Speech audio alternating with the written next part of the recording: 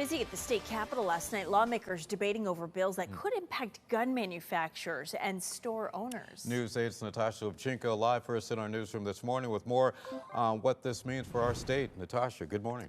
Guys, well, there's a lot of new bills that are protecting our firefighters, our veterans, and last night we also saw lawmakers holding gun manufacturers accountable for the first time in Connecticut.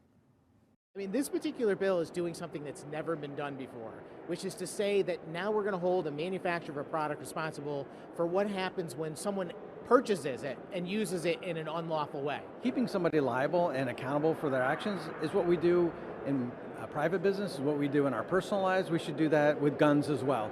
I think everybody would think that that's common sense.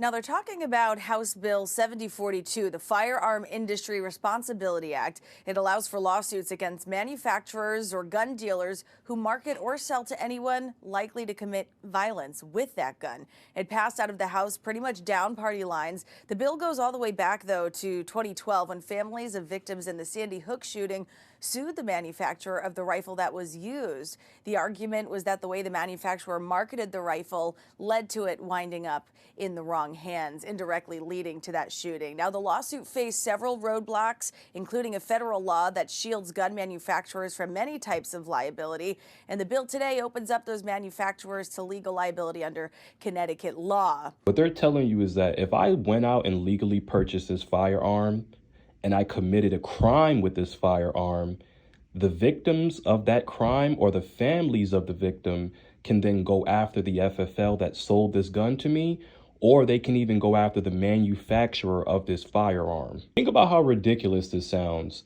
Imagine if I went to Toyota, purchased a car, and then I took my vehicle and rammed into a group of people. That's like the victims going after Toyota for me doing the crime that I did, when Toyota has nothing to do with the crime that I did aside from producing the vehicle that was used in that crime. Unfortunately, these politicians don't give a fuck about you. They don't want you having firearms. They don't want you having the ability to protect yourself. They want you to become victims. The only thing that this is going to do is make gun manufacturers more cautious about sending firearms to Connecticut.